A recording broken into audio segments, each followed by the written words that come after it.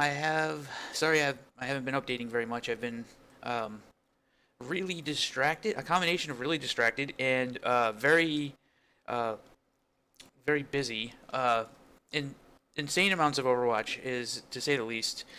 Managed to get pretty far, like as far as knowledge of the game and getting used to all the different classes and everything like that. And I've been playing the game so much that every once in a while I'll just get into something that I just don't stop playing almost religiously. And I'm really glad. I'm really glad that that can still be a thing because sometimes I feel like maybe I'm depressed or something because I'm just not finding things fun anymore or something like that. But when something like Overwatch or I don't know, an MMO or something like that that I just get absolutely insanely addicted to it, it reminds me that I'm a gamer and not just a dev.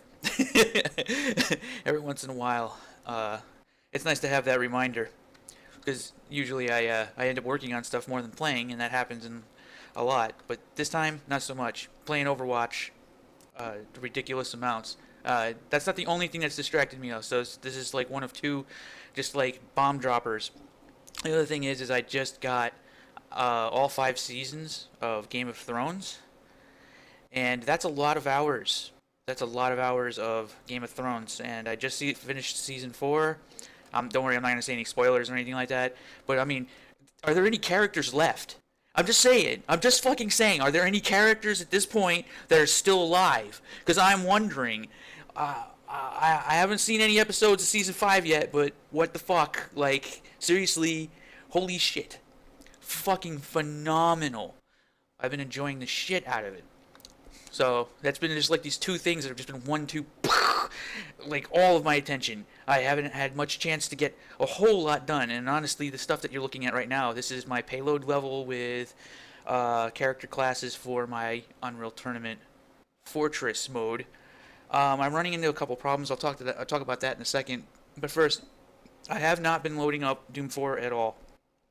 I haven't loaded up Snapmap. I haven't loaded up anything. I can't even really get myself interested enough to play it at this point in time. It's not that I don't like Doom 4. I think Doom 4 is really good. I've just been so distracted with other stuff that I've had a couple of people want me to check out their maps, and I just haven't had the energy to want to even load up Doom 4. I should probably change that though. I should probably just load up Doom 4 and get into it again and check out some snap maps. I don't even know what's going on that front right now. I don't know what they're doing. Like, but I have actually had people ask me some questions about Snapmap, and they'll ask me like along the lines of like, why do I take things like Snapmap seriously when it's not a real dev environment? That's actually not true. It's a dev environment, but it's a sandbox. But you can do amazing things in a sandbox. And one of the first, I almost want to call it like a tenet of modding, of mod communities, is having a limited world to work with. And this is just my experience with modding Doom, the original Doom engine, making maps for it and stuff like that, is figuring out how to take something with limited rules and bend those rules. And you can actually be really surprised that you can get away with so many cool things once you learn the tech. And, well, what I'm saying is that a lot of the coolest stuff, a lot of the really most interesting ideas come from when people learn the rules so well that they've been given that they actually figure out ways to break those rules or bend them or hide them or get around things like I remember a long time in the original Doom engine, it was such an amazing trick to be able to fake breakable glass or floors over floors, and people were amazed that you could actually have a floor over another floor. I mean, none of this stuff has any meaning these days because I mean this wasn't even a big deal 10 years ago anymore. Like, but that's what I'm sort of saying is that just because you have a limited space doesn't mean that you can't create something amazing with it. It takes creativity. I think that there's like almost two different forms of creativity, like a type of creativity where you're working within limited boundaries and you're figuring out how to make it cooler, and then the kind of creativity where you don't have any limitations, you can do whatever you want, and then you can just completely that ends up having other side effects too, where now you can do so much, nothing special anymore. Sort of like what happens around the time when Ritual Entertainment's scripting system um, with Sin made it so that you can literally do anything. It was basically just C++ for level designers, and they can just script doors opening and everything like that. And after a while, it wasn't did nothing. There was really nothing special anymore. Like you couldn't. It wasn't fancy to have a door that opens up by, you know, to the side instead of up or down. I don't know. Okay. Well, I kind of went off on a rant on that.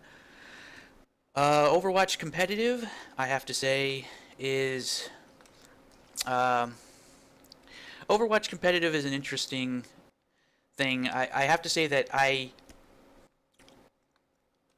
don't I enjoyed it for a little while, but it feels too early at this point in time to really get into it. I know that's kind of a weird thing to say, but the thing is that when it comes to Overwatch competitive, uh, what am I trying to say? It's like it's a little too obvious that deranking is just going to be a thing if you don't have a group. And there it is. Solo queuing in Overwatch competitive feels like a derank machine. And I usually play support role. I usually play either Mercy or Lucio or maybe the occasional Zenyatta. Or sometimes I'll do tanking or whatever.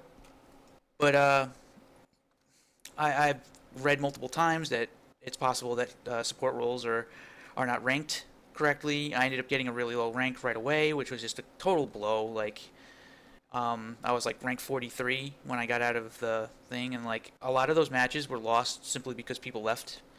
Two of the matches were we were outplayed. I remember that. The last two we were just simply fucking outplayed. But one of the things that's neat about the situation is that I think this is probably going to be true for a lot of other people as well, is that it kind of shows that there might be a desire for a competitive play where you're not dependent on other people, which brings me to first-person shooters, like Quake, like 1v1. When you're in 1v1 situation, you don't really have stupid teammates to worry about. It's all about you, which I guess ends up being a whole nother topic by itself. But one of the things that I asked in my last video, it was that I mentioned that it's possible that there will be more arena shooters that come out now because Overwatch is not a realistic shooter. It even has a rocket launcher character in it and stuff like that. So what we're actually probably going to start seeing is a jump in hero shooters in general. And right at that point in time, Quake Champions, not so long after the video that I posted, became public, and that is a really big fucking deal. I think that's a really huge deal. But it also kind of shows a shift in the first-person shooter market, because first-person shooters being more character-centric, we might start seeing quirks involved with character-centric games. For example, fighting games are very character-centric. Can you imagine?